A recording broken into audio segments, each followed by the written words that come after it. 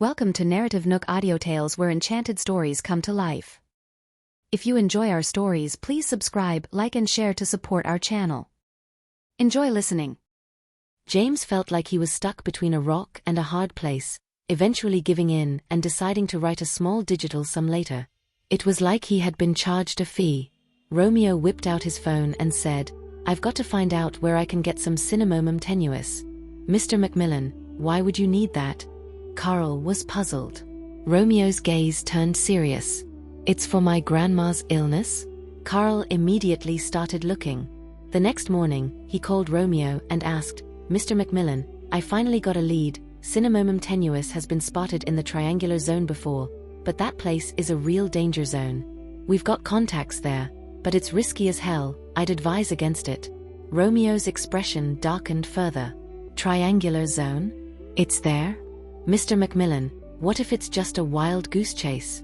How about we look for alternative medicine, something that can replace cinnamomum tenuis? We're running out of time. Trying out different options blindly. Who knew how long that would take? They might as well get their hands on cinnamomum tenuis. At least that could save his granny. Set it up. We're heading to the triangular zone." "Wait, what?" Carl was taken aback. He didn't expect Mr. Macmillan to actually consider going there. "Is Shirley's condition worsening?" "Yes, we don't have much time left."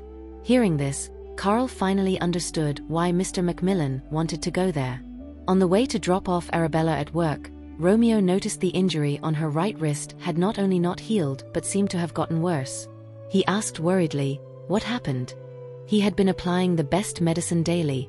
It was impossible for it to have no effect. "Have you been using your hand a lot lately? Playing the piano? Or drafting designs?" Arabella pulled back her hand, casually replying, "Just been a bit busy at work." In reality, she had been working all night at Villa Cascada, tweaking the medicine to help Granny. Indeed, she had overused her hand. "Don't you dare overwork yourself." Romeo tenderly wiped her hand and said, "I have to go abroad for a couple of days. When I return, I hope your hand will be all healed up, okay?" "Sure." Arabella didn't expect him to have to leave the country. She had been wondering how she would make up an excuse to go to the triangular zone. Looked like an opportunity had just presented itself. "Don't worry, I will take good care of myself." Hearing her say this and looking at her expression, Romeo raised an eyebrow and said, "Why do I get the feeling that you're a tad too happy about this?" "He's leaving, and she's happy? Was he imagining things?" "You're mistaken."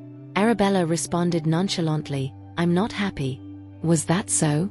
Just now, her lips were definitely curved into a smile. Arriving at the office door, Romeo packed up the medicine and handed it to her, saying, "Just like before, apply it once in the morning and once at night. First, apply this one, then this one. Try not to get it wet." "Got it." Romeo hugged her reluctantly for a while, gave her a long kiss, then let her go, saying, "Wait for me." After Arabella got off the car and waited for his car to drive off, she pulled out her phone and said, "Pick me up at the coffee shop next to Collins Fashion Group." "Sure." "Get the plane ready at Villa Cascada. I'm going to the triangular zone." "Triangular zone?" The person on the other end of the line asked in surprise. "You're finally going to take matters into your own hands and deal with those troublemakers? Fantastic." With Arabella there, who would dare act high and mighty?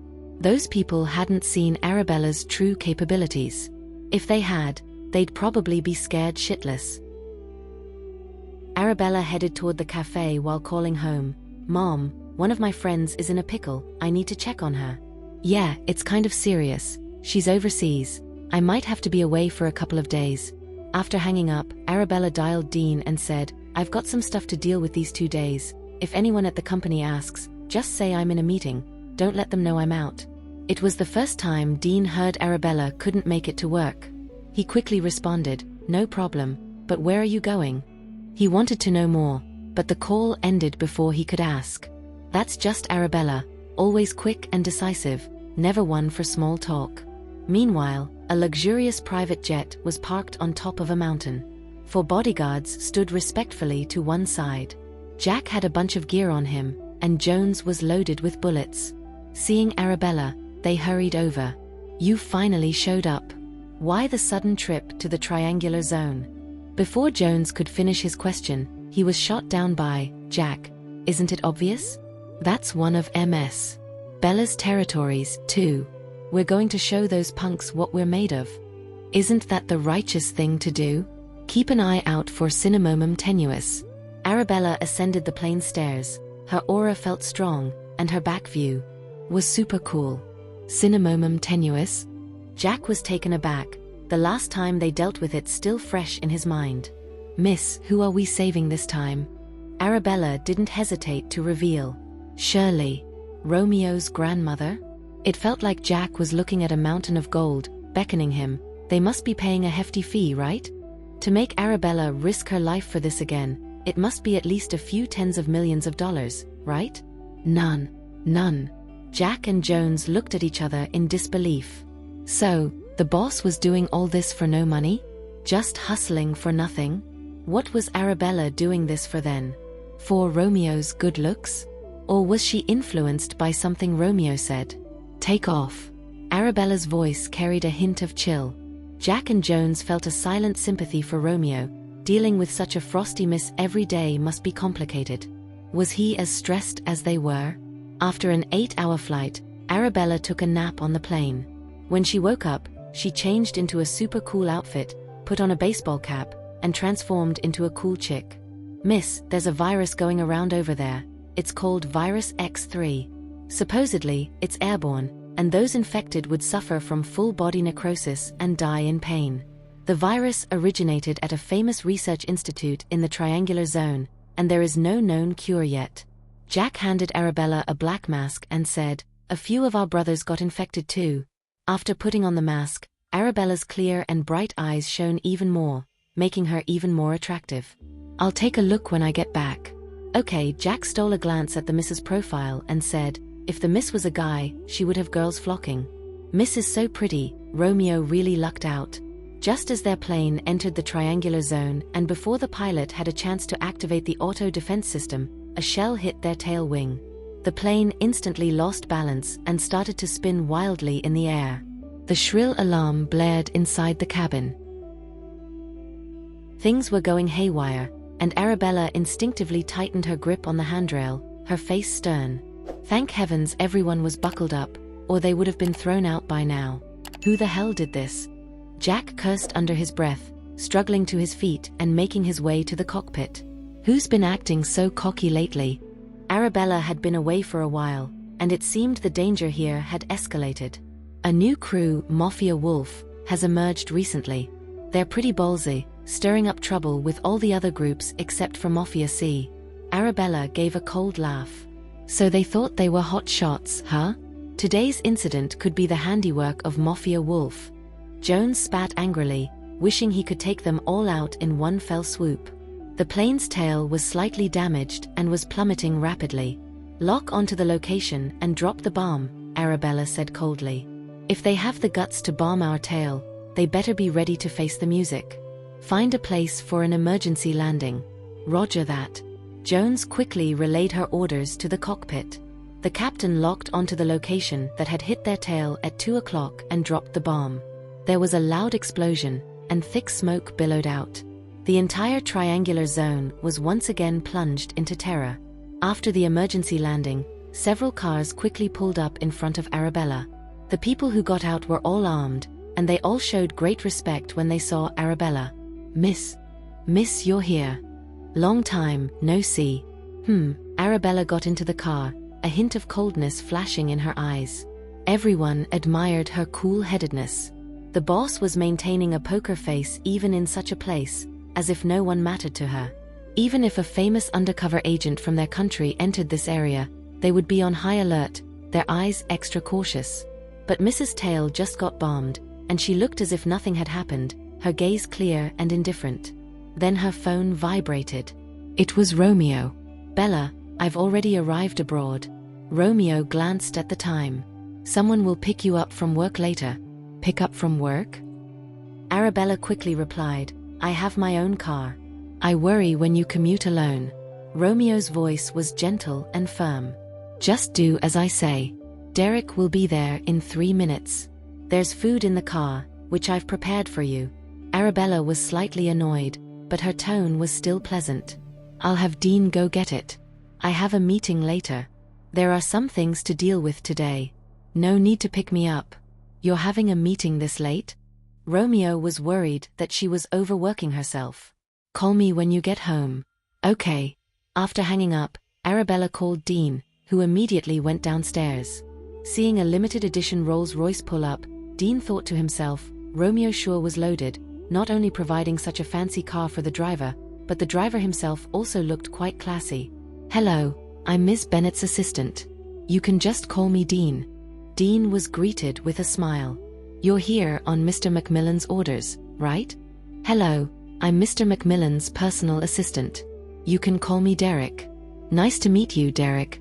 Dean saw that Derek was carrying a bunch of expensive snacks and couldn't help but marvel at the luxurious lifestyle of the rich.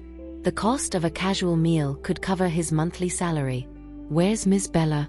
Derek didn't see the girl and couldn't help but ask. "Oh, Miss Bella is in a meeting right now, and she has other matters to attend to later. She has already informed Mr. Macmillan that she will go home by herself." "All right." Derek handed over the snacks with both hands, saying, "These are from Mr. Macmillan for Miss Bella. Could you help me deliver them to her?" "No problem. Thanks for coming over, Derek." Dean politely exchanged a few words, then went upstairs with the food and called Arabella. "Miss Bennet, what should I do with all this food?" "Eat it." "What? All of it? For me?" Dean was thrilled but couldn't help saying, "But it's too much. I can't finish it all by myself. Give some to Molly." Arabella, sitting in the car, spoke in a cold voice, "And watch your mouth." "All right." Dean also delivered some to Molly. Arriving at her base, Arabella got out of the car. A few of her subordinates outside saw her and excitedly said, "Boss, you're here." Arabella noticed they were all wearing masks and frowned. "How many people are infected?" "4 yesterday, 3 more today." One of them said, "Boss, they're all at the doctor's. You better not go in." Arabella was a little confused. A doctor got infected yesterday, and today his whole body is starting to rot. Another one said, "This disease is too vicious. A slight act of carelessness could cost your life. If we lose you, we're done." "Don't worry, I'll be careful." Arabella walked in, not taking the virus seriously. "Boss, if you're really going in, make sure to wear a protective suit," a subordinate hurriedly reminded. "Otherwise, it'd be a big trouble if she got infected." This was Arabella's base. Behind a wide open field was her main fortress, and the second floor housed her research lab. A few infected people should be in the Far East Ward on the second floor. Along the way, everyone greeted her with respect. Arabella put on a protective suit and walked into the Eastern Ward, where 7 infected people were lying on 7 beds, their skin rotting to various degrees. They were in unbearable pain. "It hurts so much, Dr. Sean. Dr. Sean, I feel terrible, like I'm on fire. Please save me, I don't want to die. Don't scratch your wounds. The more you scratch, the quicker you die." Dr. Sean was swamped. Hearing the door open, he turned to see Arabella, like he had seen a savior. "Boss, you're finally here?" Seeing Arabella, Dr. Sean was so excited, feeling like there was finally hope. "Tell me what's going on." Arabella started examining the patients as soon as she came in, taking their pulses. Somebody stole a drug from the Mafia C's lab that wasn't fully developed and sold it on the market specifically to harm others. Dr. Sean was indignant. The infected start with a fever, and gradually, their skin feels like it's on fire.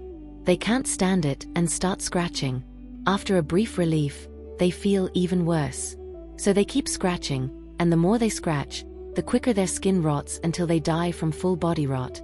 Dr. Sean had watched the whole process, feeling anxious but helpless, not knowing how to help them. "The whole process only takes 3 days," Dr. Sean said helplessly.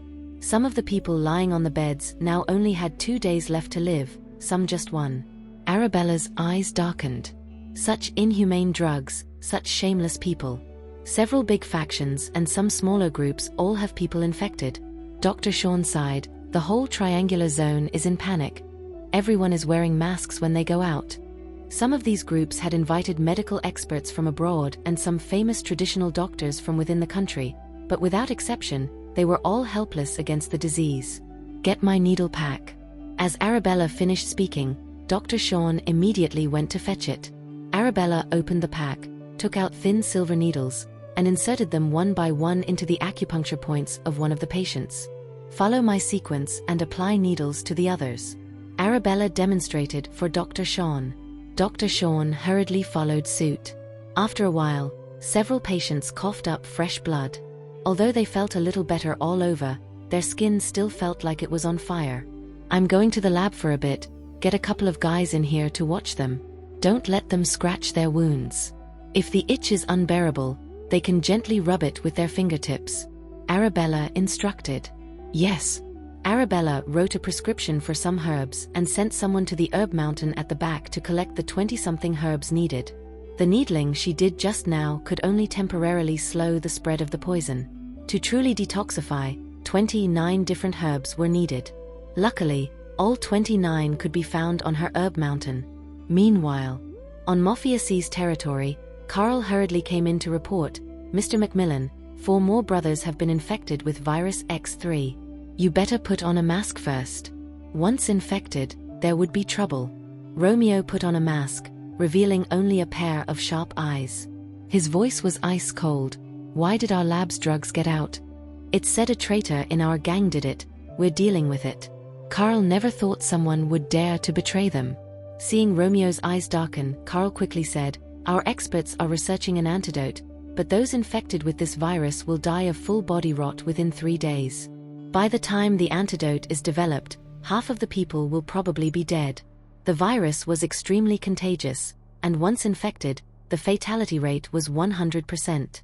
Mr. Macmillan, we can't stay here long. Once we find the cinnamomum tenuis, we'll leave immediately. We can't just ignore those infected. Let the experts speed up and find a cure ASAP. Romeo's voice was icy cold.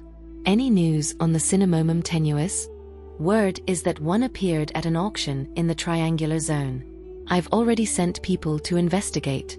I should have some news soon. Romeo turned on his phone, his gaze fixed on the girl on the screen, and his voice softened. Once there's news, move immediately. He had to get the cinnamomum tenuis. Looking at the girl on his phone screen, just a few hours apart, and he started to miss her. On his last trip abroad, he missed her so much that he couldn't sleep. It wasn't until he came back and held her in his arms that he finally had a good sleep. Carl caught a glimpse of his screensaver.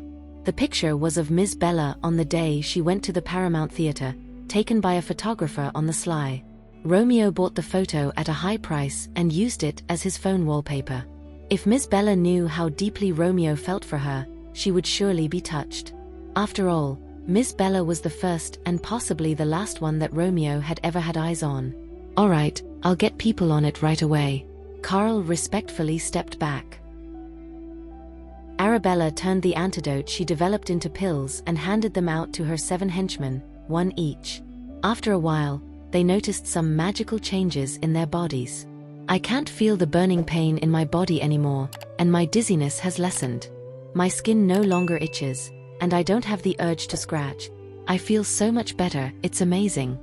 They all looked at Arabella like she was some kind of miracle doctor, their eyes filled with admiration and gratitude. Arabella tossed them the bottle of pills and said, Take 1 every day for 4 more days. Your damaged skin will scab and fall off, and new skin will grow. So, we're not going to kick the bucket? The 7 henchmen were overjoyed and wanted to get out of bed to thank Arabella on their knees. Arabella stopped them and said, Rest up. The best way you can thank me is to get better and keep working for the gang. She tossed another bottle to Dr. Sean, casually saying, Give these to the rest. As long as they had the antibodies, they wouldn't get infected, even if they came into contact with virus X3. Dr. Sean was stunned that Arabella had managed to develop an antidote in such a short time and deeply admired her. Bess, if you decide to stick around in the triangular zone, the leader's seat will be yours sooner or later, Mafia Queen. Just as Arabella was about to say that wasn't her goal, Jack came with a report. Boss, I've got some good news and some bad news. Which one do you want to hear first? Arabella looked up, without hesitation, and said, The good news. In an auction happening in an hour, a cinnamomum tenuis will be the star of the show. The bad news. I heard there's only one, and Mafia C wants it too. Mafia C was the top dog in the triangular zone, and all the other gangs and powers were a bit scared of their reputation. Even the recently rising Mafia Wolf didn't dare mess with them. It was rumored that the big boss behind Mafia C was someone they didn't want to get on the wrong side of. He had unimaginable wealth and power. Miss, there's even worse news. Jack swallowed hard, noticing Arabella's face was turning sour. Spit it out. As expected, Arabella's voice had gotten colder. At a previous auction in the south of the city, a cinnamomum tenuis was sold for 300 million. Arabella was shocked. 300 million? Were they robbing people? Jack noticed Arabella's face was getting even worse, and he added nervously, "It's $300 million. I heard it right. They said this auction requires a financial check. Anyone with less than 10 million in their account doesn't even get in." He scratched his head and asked hesitantly, "Miss, do you still have money?" The money her parents gave her, plus what she earned herself, was all invested in Villa Cascada's drug research. Right now, she only had the card her brother gave her, which only had 200 million, which was obviously not enough. "I heard Mafia C is determined to win. They have enough money, not just 300 million, but even 3 billion they can afford. Once the bidding started, she'd definitely be at a disadvantage." Jack stopped talking when he saw Arabella's face. It was beyond grim. He swallowed and said, "Miss, the Macmillan family hasn't paid us yet, and surely, I don't think we should bother saving." His last sentence seemed to hit a nerve with Arabella.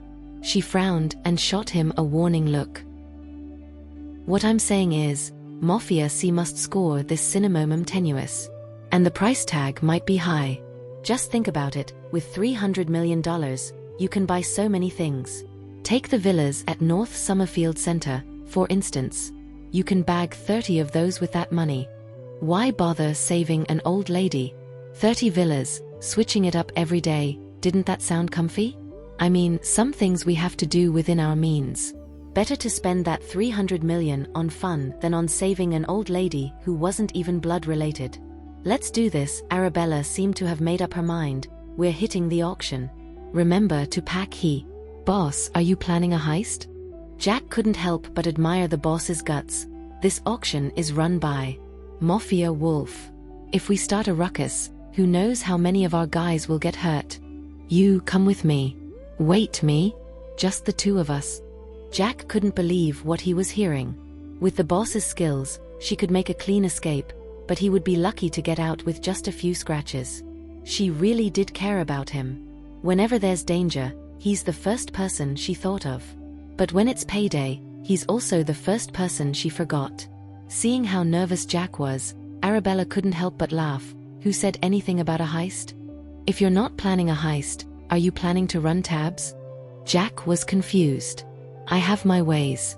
Seeing Arabella was so confident, Jack didn't want to burst her bubble, but he had to be honest. "Oh right, I forgot to tell you one thing." Arabella knew Jack wasn't going to tell her good news. And naturally, her face fell. "Spit it out before I grab a knife. This cinnamomum tenuis, it's Mafia Wolf's property. The auction is theirs. The venue is theirs. We just blew up half of their base today. Even if we had the money, they might not want to deal with us. Going there is really risky. If Mafia Wolf saw them, they were definitely in for a pounding." Arabella's eyes turned cold. He's telling her all this now? We're just not meant to have the cinnamomum tenuis. Maybe they should have given up? Jack thought about it but didn't dare to voice it, afraid Arabella would chop his head off. Arabella checked the time. "Get the car ready, we're going to the auction." What? Even then, the boss still dared to go? The boss really wasn't afraid of death.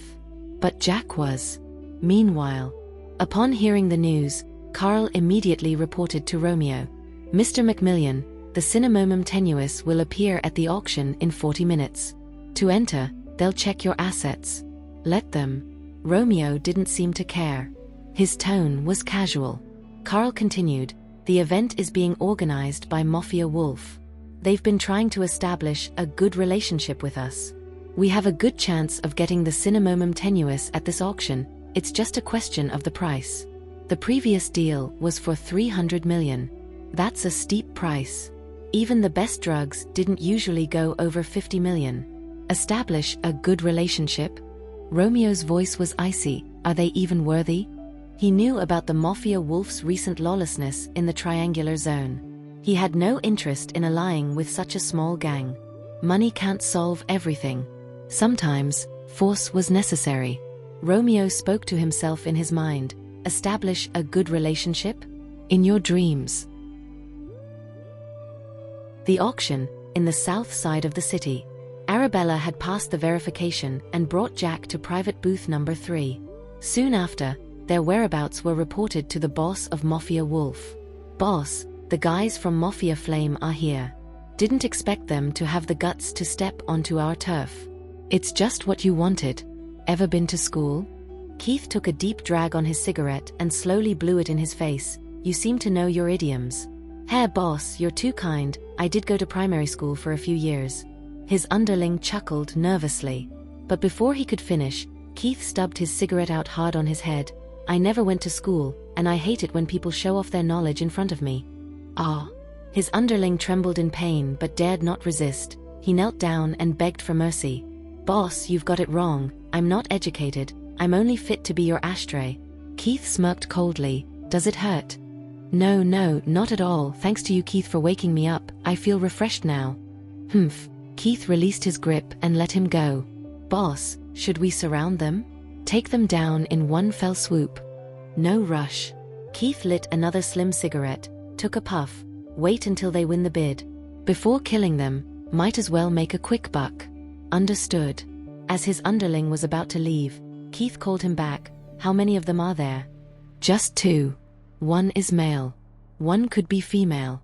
Could be? You can't even tell the difference between a man and a woman? Seemed like he put out his cigarette in the wrong place earlier. He shouldn't have put it out on his head, but rather on his eyes. What's the use of having eyes? His underling was scared out of his wits and quickly explained. The person was wearing a hat and a big mask, dressed in a hoodie and long pants. I really couldn't tell. Get lost. Yes. Keith took another few puffs on his cigarette. Only 2 people?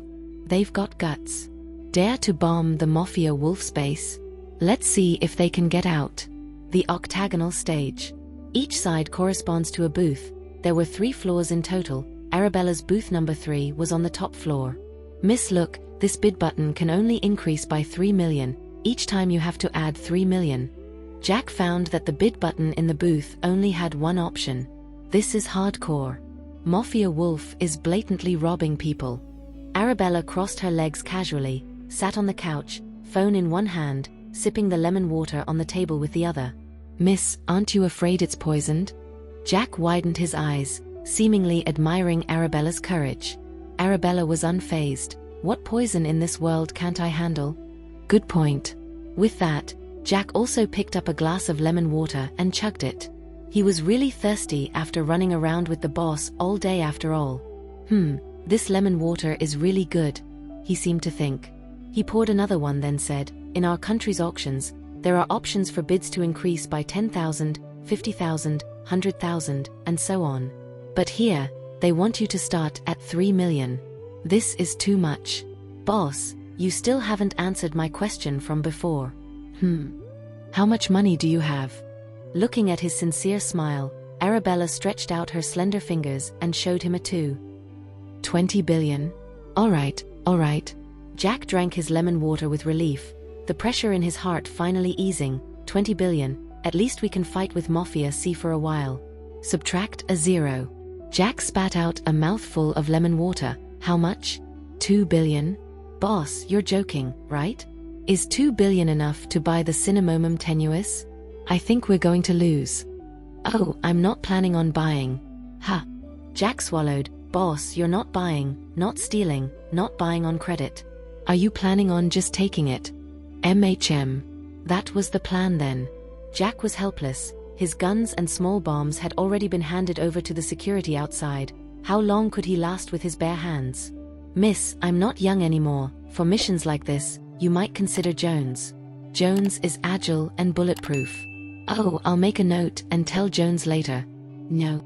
In booth number 2, Carl spoke respectfully. Mr. Macmillan, the cinnamomum tenuis will appear last. Would you like to rest for a while? No need. Sitting in the single chair, Romeo had a cold look in his eyes. emanating a strong aura. "How is grandmother doing? Mr. Brody just called and said her condition is getting worse. It seemed like she wouldn't last much longer. Get the plane ready, once we get the stuff, we'll go back immediately." He also didn't know if that little girl was off to work yet, if she got home and had a good meal. He missed her already, just a short while after he had left. At that moment, a male auctioneer walked to the middle of the octagon, took a small hammer and tapped it and authoritatively announced, "Now I declare the auction begins." The first item was a beautiful woman, trapped in a cage, hugging her knees helplessly. She looked very pitiful. This auction is really an eye-opener. Jack was truly broadening his horizons. Every time he came, those people managed to break his understanding. Arabella was playing with her phone, not even bothering to look up. "Starting bid 3 million, said the auctioneer. Many booths quickly bid 3 million. Soon, several booths raised their bids. The stage screen showed in real time. Booth No. 7, 6 million. Booth No. 9, 6 million. Booth No. 11, 6 million. Since the three booths offered the same price, the bidding had to continue, but booths 7 and 11 both felt that 6 million was already a high price for a woman and not worth raising the bid. So they didn't respond in the third round of bidding. Booth No. 9 bids 9 million. Booth No. 9, 9 million for the first time. Booth No. 9, 9 million for the second time. Booth No. 9, 9 million for the third time. Sold. Let's give a round of applause for our ninth bidder, who nailed it. These people have no shame. Jack criticized, disgusted by the fact that they're auctioning off girls in public. It's sickening. That's just the way the world works, Arabella casually reminded him as she tapped on her phone screen, especially in the triangular zone. All the things you think couldn't possibly happen or shouldn't happen are happening every day. Boss, why do I get the feeling you're wise beyond your years? Next up, the auction had a few more items that were just unbelievable. Half an hour later, the main event finally rolled in. Arabella had just finished a game, and as she looked up, she heard Jack say, "Arabella, the cinnamomum tenuis is up. Hurry, come check it out." His eyes were glued to the scantily clad hostess. She really had a killer figure. The hostess held what looked like ginseng, placed in an expensive wooden box, and showed it off to everyone in front of the camera. Starting bid is 3 million. Jack knew Arabella wanted this treasure, and quickly made several bids of 3 million each. The other people in the boxes were shocked by the boldness of buyer number 3. He had just bid 12 million right off the bat. It seemed that this number 3 had some serious juice and was determined to get this item. Arabella gave Jack a glance as if to say, "It's not even your money, and you're this generous? Hey boss, how did I do? I've knocked out a lot of competitors for you in one fell swoop," Jack said enthusiastically. The other boxes knew that the cinnamomum tenuis was a valuable item and could easily fetch 300 million on the market, so they started to bid as well. Box number 6 bids 18 million. Box number 14 bids 21 million. Box number 18 bids 24 million. Box number 23 bids 27 million. Seeing everyone bidding fiercely, Arabella coldly commanded, "Outbid them." "Yes." Jack kept raising the bid until his hand got sore, then he quickly switched to the other hand. Inside box number 1, Romeo saw the other buyers chasing desperately, but he completely disregarded them and said casually, "Raise until they give up." "Yes." Carl also kept increasing the bid. Soon, the price on the big screen had exceeded 200 million. "Arabella, should we keep going?" Jack knew that Arabella's wallet couldn't handle any more bidding. But Arabella decisively said, "Keep going." Jack had no choice but to grit his teeth and keep raising. Box number 3 bids 330 million. Box number 1 bids 360 million. Box number 3 bids 390 million. Box number 1 bids 400 million. The whole room was left with number 1 and number 3 battling it out, and from the looks of it, neither side had any intention of backing down. "Mr. McMillian, buyer number 3 seems determined to get this item," Carl said while bidding, Should we talk to the boss of the Mafia Wolf and ask them to back down? Back down? He needed others to back down for something he wanted. No price limit. Romeo ordered coldly. No price limit? Carl was stunned. He couldn't believe it. No price limit meant that no matter how much the other side bid, they would always bid 3 million more. In short, they had to get that item. Who knew Mr. Macmillan would be so willing to save the old lady's life? It seemed that Mr. Macmillan was not only a good husband but also a good grandson. Carl hurriedly pressed the bid button for 3 seconds. No price limit. The stage's big screen echoed with the grand prompt sound. The auctioneer was speechless, and the other buyers couldn't believe their eyes, staring intently at the flickering number 1 box, no price limit, on the big screen. The huge letters drew everyone's attention. Shockingly, the number 1 buyer was loaded. People at the auction started to talk among themselves. The price has gone past $300 million, and buyer number 1 is still not backing down? Is he really going to stick it out? Looks like he's hell bent on getting it. Who is this dude? With so much dough, 300 million seems like chump change to him. Jack noticed Arabella's face turning sour. It must be a bummer having something she thought was a sure thing snatched away from her. Who wouldn't be ticked off? He had no clue who had such deep pockets. Could it be Mafia C? He'd heard that Mafia C had their eyes on the same prize. Well, I guess it's just fate. Arabella, I know you're determined, but our pockets aren't deep enough. Go big or go home. Arabella suddenly said. What? Jack doubted his own ears. No one went all in at an auction. The thing was, buyer number 1 seemed to have money to burn, and they were flat out of cash. Go big or go home. At Arabella's command, Jack thought she'd totally lost it. She must have been driven mad by buyer number 1. She meant she was ready to spend all she had, even if the other side bid $1 billion, or even $2 billion, she'd always top them by 3 million. Where did Arabella get that kind of money? $2 billion meant nothing to these guys. What are you waiting for? Arabella gave him a glance, her eyes filled with irritation. Jack knew she was serious, closed his eyes, and pressed the button for 3 seconds. Buyer number 1 is going all in. Let's congratulate buyer number 1. Before the auctioneer could finish his sentence, the stage was filled with a grand sound again, and a flashing notice appeared on the big screen. Buyer number 3 is going all in. The whole room was buzzing. This wasn't just rare for this auction, it was unheard of worldwide, 2 buyers going all in at the same time. Clearly, both parties were rolling in dough, and they were really going head to head. The auctioneer was dumbstruck. What the hell was going on? Buyer number 3 was going all in too, and buyer number 1 was also hell bent on buying this thing. How was he supposed to handle this auction? He was out of his depth. At that moment, the boss of Mafia Wolf watched this scene with great interest. He said something to the auctioneer, and the auctioneer's earpiece immediately picked up his words. The auctioneer hurriedly said, "Ladies and gentlemen, please calm down. Since both buyer number 1 and buyer number 3 are keen on this prize. After our discussion, we now ask the 2 buyers to come backstage. Our boss will personally meet with them. Whoever offers a higher price and transfers the money faster gets the prize. Now I announce, this auction has been successfully concluded. Buyers number 1 and 3, please follow our staff backstage for further discussion." Jack felt despair creep in. It was over. Arabella could only offer 200 million in person. After they went backstage, wouldn't people laugh at them? "I can cover for you, you leave first." Jack felt that he might not be able to get out of this dangerous place safely today. He was ready to sacrifice himself for Arabella. However, Arabella stood up. "Come on, let's go backstage." Jack was visibly confused. Arabella didn't seem to be scared at all.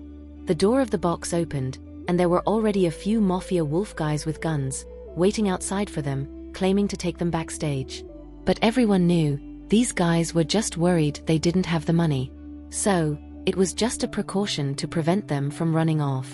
They really underestimated them. They had at least $2 billion, so unfair. Even though he was dissatisfied with them, Jack still tried to keep a friendly face. "Buddy, I want to ask you a question. Who is that number 1 buyer?" "The boss of Mafia C." "What?" The boss of Mafia C is here too. Although he had received the news earlier and knew that Mafia C was very eager to get this cinnamomum tenuis, he didn't expect their boss to come in person. It seemed that this cinnamomum tenuis was very important to them. Arabella and Jack found themselves backstage at the auction, where there was only a long table. The guy sitting smack in the middle was the boss of Mafia Wolf, Keith. Keith looked like a mixed-race guy, his smile never reaching his eyes, giving off a cool yet wickedly charming vibe. Didn't expect the boss of Mafia Flame to be a chick. How interesting. He eyed Arabella with a charming grin. A real beauty, aren't you? Those clear, bright eyes alone could knock anyone's socks off. How breathtaking she must be without that mask. Jack wanted to gouge out those lustful eyes out. If it weren't for Arabella's desperate need for that cinnamomum tenuis, his blade would already be in Keith's eye socket. Arabella hooked a chair with her long leg and plopped down. Seems like buyer number one doesn't have a sense of time. Who says we don't value time? Carl spoke. A handsome man entered the backstage, his eyes quickly landing on the girl sitting to the left of the long table. Bella? What was she doing here? Was what he thought. Carl had heard Arabella's voice earlier and thought he was hearing things due to spending too much time with her recently. But to his surprise, the girl sitting at the long table, wasn't she the Arabella that Mr. McMillian was missing? Didn't Arabella go home for dinner after work? Why was she in the triangular zone, and as a buyer? All those questions circled his mind. Carl was dumbstruck. And so was Romeo. In the afternoon, when Derek went to deliver food, she said she was in a meeting and couldn't leave. Did she come to the triangular zone for a meeting? It would take at least 8 hours to fly from Summerfield to the triangular zone. If she was able to attend that auction, it meant that she left shortly after he left Summerfield. In other words, she had lied to him. The last person Arabella expected to walk in was Romeo. Talk about cringe. And Jack was also taken aback. Wasn't this guy Arabella's boyfriend? The boss of Mafia C? He thought it seemed like they both didn't know each other's identities. How amusing. Too amusing. Seeing Arabella caught in the act was like a child caught snacking on sweets. He was just about to laugh when Arabella shot him a glare. Upon seeing Romeo, Keith's playfulness vanished, replaced by respect and flattery. Mr. McMillian, you're here. He personally pulled out a chair on the right for Romeo and said, "Please, have a seat. I hope you don't mind the modest surroundings." Romeo sat across from Arabella. Even with a baseball cap and mask on, only her eyes showing, he would never mistake her for anyone else. She was Arabella. Seeing Romeo staring at Arabella, Keith mistakenly thought they were enemies. He quickly said, "Let me introduce you. This is the boss of Mafia C, Mr. McMillian." Arabella gave a small smile. "Nice to meet you. This is the boss of Mafia Flame, alias Mr. Bryant. I just found out today that Mr. Bryant is a very beautiful woman." Keith's gaze on Arabella was like a wolf eyeing its prey. His naked ambition and greed made Romeo's gaze go cold. "Do you like her?" Keith, oblivious to the chill in Romeo's voice, laughed. If Mr. Bryant can't cough up the money later, she might have to pay her debt with her own body. After all, he didn't believe that Mafia Flame could easily come up with $300 million. Mr. Bryant was just bluffing with that bid, right? Keith thought. That way, he could use it as an excuse to take the beauty for himself. If Mr. Bryant was his, then Mafia Flame would definitely be his too. Thank you for listening. If you have enjoyed this story, please like and share so others can see it too. Also hit the subscription button and notification bell so you can be notified on our next release. Thank you for your support. God bless you.